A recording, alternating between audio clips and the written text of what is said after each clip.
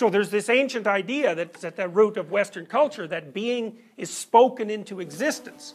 And that's the speech of the logos. And the idea there is also partly that inheres inside people if they're willing to utilize it, and that they know how they can utilize it. And the way to utilize that is to straighten out your speech and action, and to act as well as you can moment to moment, and to let go other than that, and see what happens. But I think you're sufficiently informed to figure out when you're not using your language properly. And I think one of the things that you can notice is that if you're not using it properly, it makes you ashamed and weak and embarrassed. And I think you can feel that. You can feel it fully embodied. And I think that's what Cain does, and that's what God tells him to stop doing. He says if you're doing things right, you can stand up with your head held high.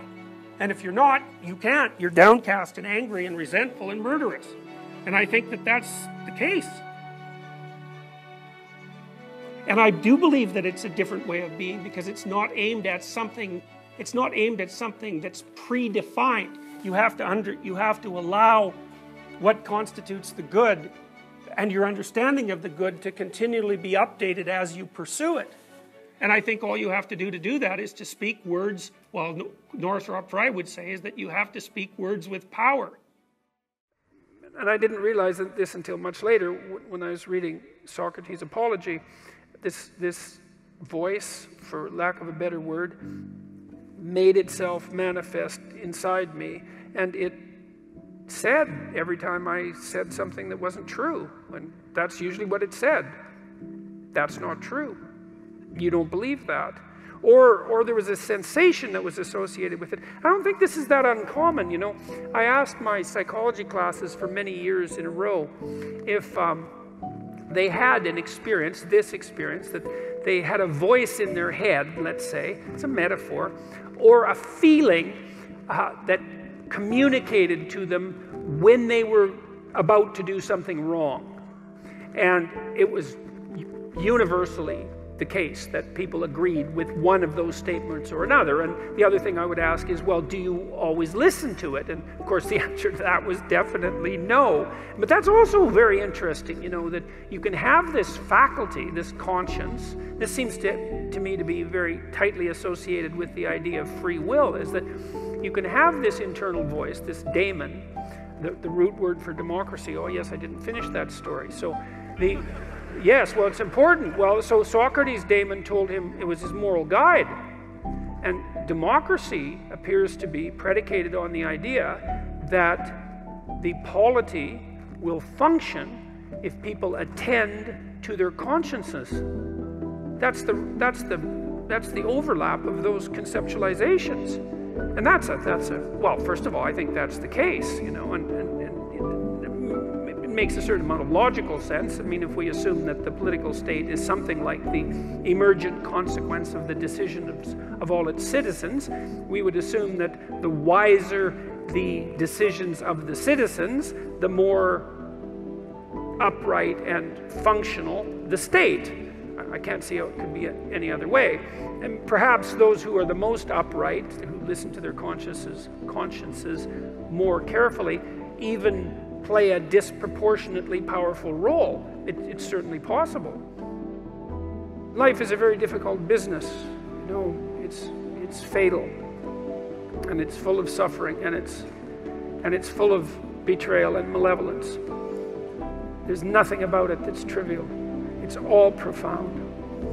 And in order to find your way through all of that capacity for hellish experience, let's say, you need to develop a relationship with something that's profound. And you have that capacity. And what could be more profound than the truth? And what would you rather have on your side? And you might say, well, that's obvious, and of course everyone should do that. And then you need to know why you don't. And the answer is, well, sort of encapsulated in this first amusing question. Thank you for enlightening my soul. The burns are still healing. It's like, well, you know, there's no shortage of dead wood to burn off. And And there's no shortage of pain when the dead wood burns off. And that's what makes people afraid of the truth. You know, maybe that's why Moses encountered God in a burning bush. Who the hell knows? But there's something about that idea that seems to me to be the case. And so, what's the decision that you make? You know, you decide to believe. You know, it's a risk, an existential risk. It's an act of faith. You believe that the truth can set you free. You believe that people have an intrinsic divinity about their soul. You decide that you're going to live in that manner and that you're going to let everything about yourself that isn't worthy of that goal die. And that might be almost everything that you are. And that's a terrible thing to contemplate. The only thing that's worse, I would say, is the alternative. Because the alternative is the sorts of hells that we managed to produce around us and that we produced with particular expertise during the totalitarian regimes of the 20th century. And it would be a good thing if we decided collectively and individually not to go back there again. Thank you.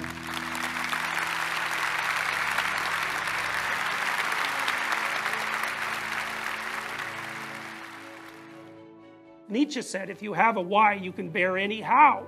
And I think there's some truth in that. And, you know, you might say, well, what's a good that's sufficiently good to justify voluntarily participating in being that's bent on your misery and destruction?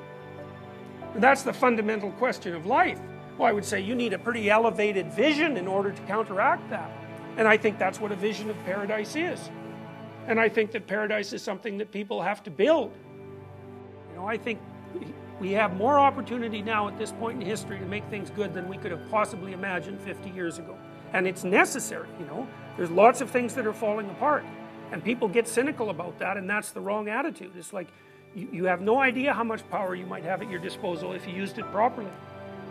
And I think we could set things right if we decided that it was worth doing. And so, it certainly seems to me to beat the alternative, because in the 20th century, we bloody well learned what the alternative was. And it is as horrible as anything you could possibly imagine. So it seems to me that it's very much worth a while avoiding that, even if we can't make things perfect. So, see you all.